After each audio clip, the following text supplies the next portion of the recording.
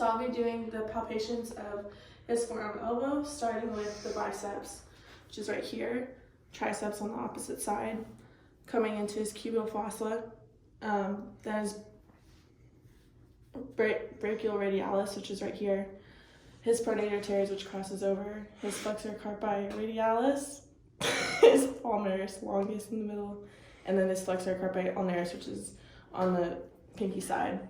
Then moving over to his extensors, we have his extensor carpi radialis, his extensor digitorum in the middle, and then his extensor carpi ulnaris on the outside by his pinky.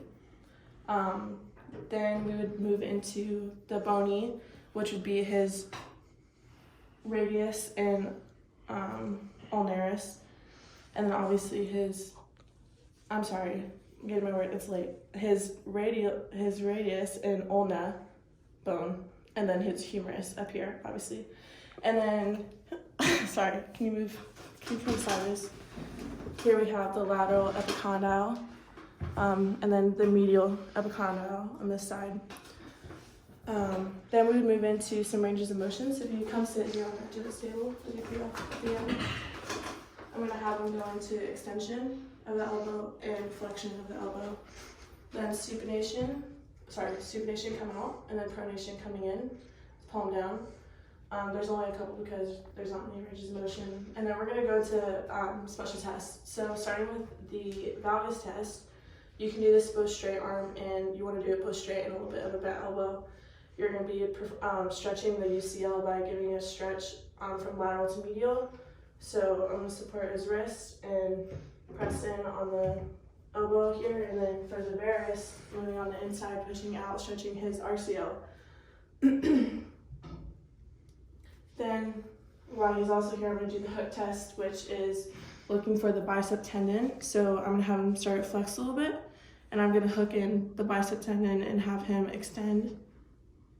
And basically I'm feeling for the tendon to make sure it's still intact. If it's loose, obviously he has a bicep tear. If you can lay down for me.